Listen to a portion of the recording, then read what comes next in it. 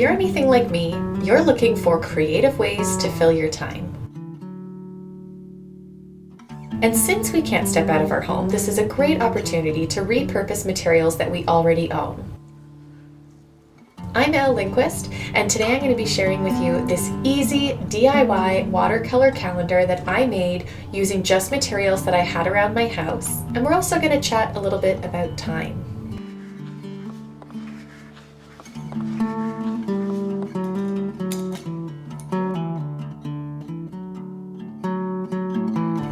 I'm using watercolor as well as watercolor paper because that's something that I have around the house. But if that's not you, you could use regular paper. And if you have watercolor, you would just use a little bit less water. You could use your kids' tempera paint if you have any of that, any kind of acrylic paint that you might have. You could do this with markers. There's so many different ways. In fact, I think it would be fun to experiment with food coloring and some kind of a thick paper. I think that could look really cool. But the reason why I went with watercolor is because I liked the idea of having this translucency to each of the calendar pieces. So I'm just mixing up some colors that kind of speak to me. You could mix whatever colors you want, but I'm choosing to do a nude blush kind of color and then work my way into more blues and green tones, and then work my way into more taupey and brown tones. Sometimes I like to test the colors that I'm mixing on a spare piece of watercolor just to kind of get an idea of how saturated I've made the color.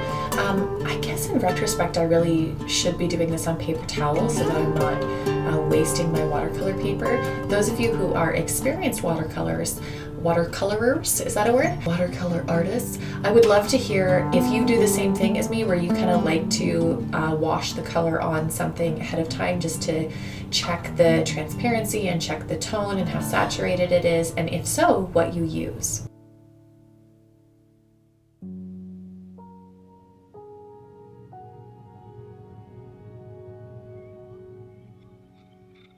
So the first thing to do in our watercolor calendar is to create the paint splotches. So I first laid down a little bit of water, mainly because I wanted to kind of look at what size and spacing I would be using for all the rest of the colors. You don't have to do this step. And I wanted to check and see what it would look like if I did a wet on wet technique. How the color would spread over the wet areas. I ended up not going with that technique in the end. You'll also see that I have the paper towel handy on the other hand, and I'm periodically blotting up the excess water.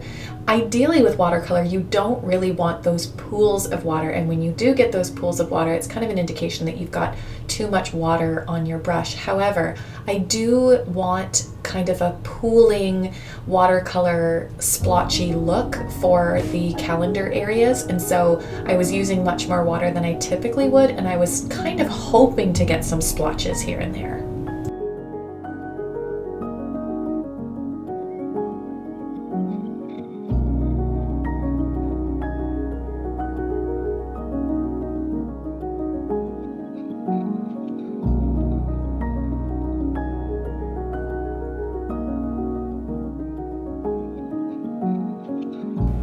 So often when we're starting a new endeavor, we have this idea of perfection in our minds. We want everything to turn out how we have it pictured in our brain, and we've got all these plans. But sometimes there's beauty in letting the plans unfold themselves. In this case, letting the artwork unfold itself, letting those shapes take place as they're meant to take place, letting the paint pool where it needs to pool. I try as best I can in life, but also in my art, to see myself as the vessel and allow the painting to become whatever it needs to become. Often I find when we let go of those expectations of what things ought to be or what things ought to look like, that's when the beauty really shines through.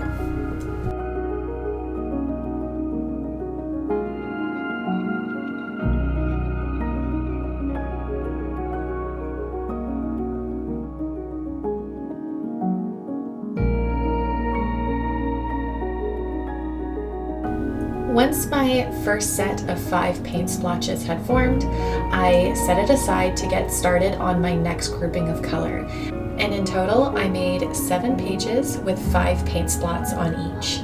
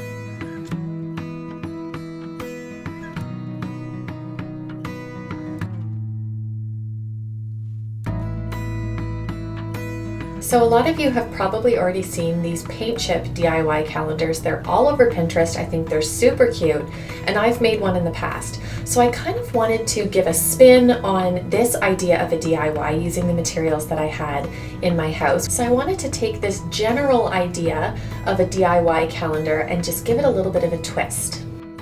Many of us have old picture frames lying around, and if you don't, you can maybe take a little spin around your house and see if there's any framed pictures that you are happy with repurposing for the sake of the frame. Another thing that almost all of us have in our homes is leftover Amazon packaging, that brown packing tape that is recyclable, but also can make for some really great crafts.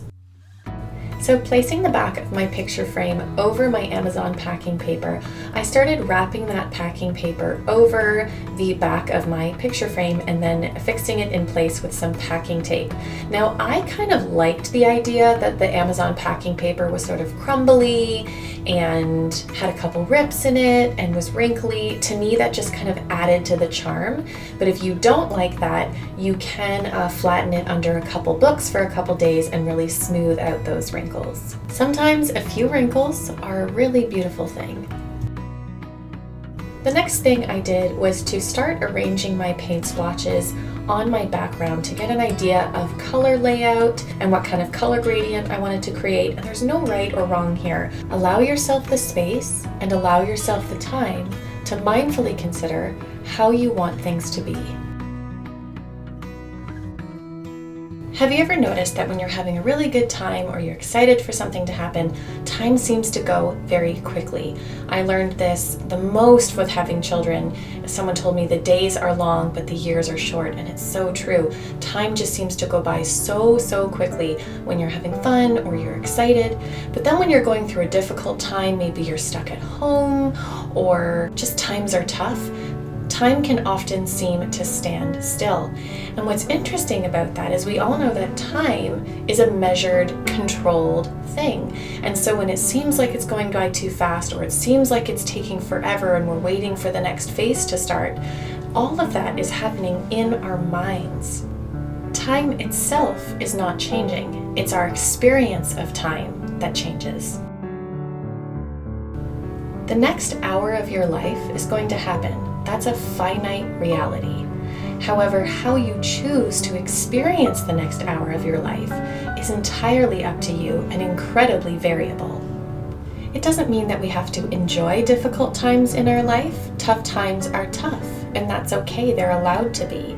But what it does mean is we can control how we choose to experience those tough times, how we choose to act during those tough times, and how we are going to allow those tough times to shape us in the future. We are all experiencing right now that we don't always get to choose our reality, but we do get to choose our reaction. So this is where I ran into my first little roadblock. When I started laying my paint splotches, I realized that I didn't choose a big enough frame. And I didn't want to make my paint splotches smaller, which is something I totally could have done to fix that, because I liked the idea of having the larger spaces to write family events and appointments. So I did fiddle with it for a little while, but ultimately I decided to use a different, bigger picture frame.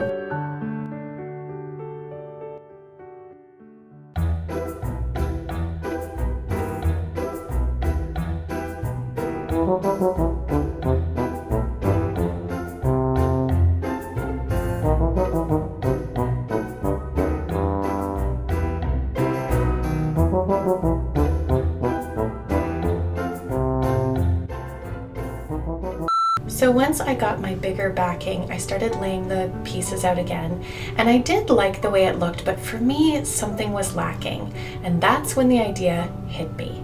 I have so many swaddle blankets from when my kids are infants, and I've never known what to do with those blankets. In fact, I mentioned it in a vlog on my vlog channel just last week. And so I got the idea that I was going to use one of Brighton's swaddle blankets that she's no longer using as my backing. I thought it was such a cool way to repurpose these items that mean a lot to us, but we don't know what to do with. And I thought it would be really cool. You could even use Instead of watercolor for your circles, you could cut up your infant's onesies that no longer fit them, and as long as the colors work in a nice color gradient, I think that would look beautiful.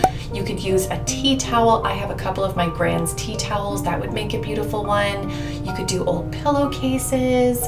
You could even, again, instead of the watercolor splotches, you could use different gradients of jeans that you thrift. There's 100 combinations that you can do for this DIY, either using the Amazon packing paper as your background or some sort of fabric. Linen would be nice too. There's a million ideas. Now, I didn't cut Brighton's blanket. I just taped it on the back. I couldn't bring myself to cut up the swaddle blanket, but if you are ready to do that and you can do that, it is probably a better idea to cut the trim, cut the edges, and then maybe glue it onto the back.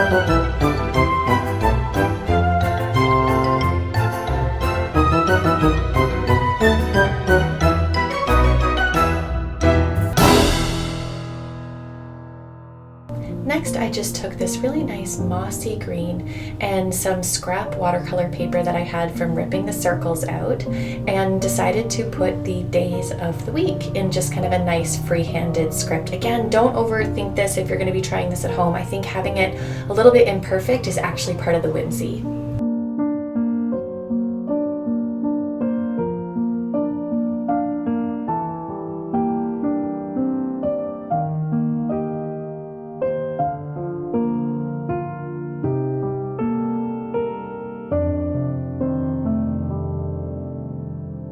So maybe we can't control time, or how fast or slowly it seems to move in various times in our lives.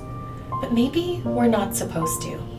Maybe our job is to slow down and choose how we spend that time, how we show up hour to hour, day to day, for ourselves, for our family, for our friends and neighbors, and for our Creator.